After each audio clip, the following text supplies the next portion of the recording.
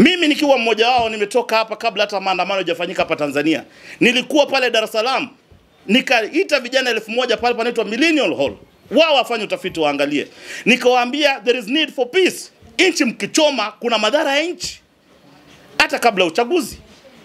Nimetoka nimeenda Mbeya na Chief Gola mtoto mdogo mwenye hela mingi, tukajaza watu 20,000 tukawaambia pale Mbeya mjini, tukawaambia wanangu kiela pale msitoke muende mchome inchi yenu, kwa sababu wale madogo ambao wanawaambia mchome inchi wako kwa manyumba za mama zao wanakunywa yogurt, wameketi kwenye kiti wajatoka.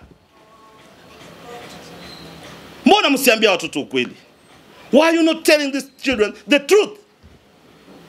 Wakati kunatokea ghasia, wakati kunatokea fujo, wenye wanapoteza maisha ni wao wadogo ambao nyinyi mnawachochea. Nimeona Nifa amewachiliwa jana. Kwenda kwenye comment section, ninaona dogo mmoja ambao alikuwa anaishi na mashpulu huko Mombasa huko, wakitongozana na wanawake na mashpulu huko Mombasa. Anamwandikia pale chini, anamwambia ya kwamba tutatoka tu. Mama wewe hujui tunaenda kutoka. Wewe unatoka na kwa Mombasa hapa. Kongowea tunakujua kabisa, mamako anauza maji pale Kongowea Mduruma. Unachochea mtoto ambaye ako Dar es Salaam, unachochea mtoto ambaye ako Mbeya, unachochea mtoto ambaye ako Dodoma, unamwambia tutatoka. Unatoka wapi? Tunajua mamako Mduruma pale Kongowea, babako Mduruma anauza maji kwa Waswahili.